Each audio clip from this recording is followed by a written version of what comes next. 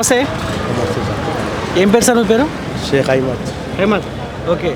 ఎన్ని ఇయర్స్ అయింది సార్ ఇక్కడే ఉండబట్టి? నేను ఇక్కడ 30 సంవత్సరాల. 30 సంవత్సరాలు.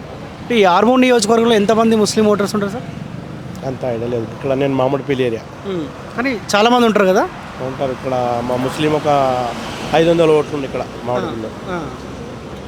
ఈ ఆర్మూర్లో ఇక్కడ మామిడిపల్లి ఏరియా మామిడిపల్లిలో 500 మంది ఓటర్స్ ఉంటారా? ఉంటుంది. ఓకే. ఎట్లుంది సార్ రేవంత్ రెడ్డి పరిపాలన? ఏమో నేను ఆటో నడుపుతున్నా ఇప్పుడు 20 సంవత్సరాల కనీసం. ఇప్పటిదాకా అయితే మాకు ఇట్లా కాలేదు. మాకు ఇప్పుడు ఈ ఫ్రీ బస్సు పెట్టిన సంఖ్యలు మా అంతా దందా తక్కువ అయిపోయింది. బాగా పరేషాన్ అవుతుంది, ఇబ్బంది అవుతుంది. ఆ బస్సు ఫ్రీ చేసి ఇంకా మా ఆటోలు నింతలేవు. పొద్దున్న దాకా ఒక ట్రిప్ వస్తుంది. మొత్తం కడుపు మీద మన్ను వచ్చేసింది. అవునా? అంతకుముందుకి ఎంత చేస్తుండే సార్? డైలీ ఎంత వస్తుండే? 2 ట్రిప్లన్నా అవుతుండే కనీసం. డిచ్ వెళ్ళి నడుపుతాం ఇక్కడ. ఇప్పుడు ఆ ఫ్రీ బస్సు చేసేకి ఒకటే ట్రిప్ అవుతుంది. మాకేమి ఏం మిగులుతలేదు. ఇప్పుడు ఆయన ఏమంటా ఉండంటే, నేను అసెంబ్లీ ఎలక్షన్లో హామీ ఇచ్చిన కదా, సో అది నెరవేర్చకపోతే మళ్ళీ మహిళలకు తిరుగుబాటు చేసావు. నువ్వు కనీసం ఒక మార్చి నెలలో ఇప్పుడు మార్చి నెల పోయి ఏప్రిల్ నడుస్తుంది కనీసం.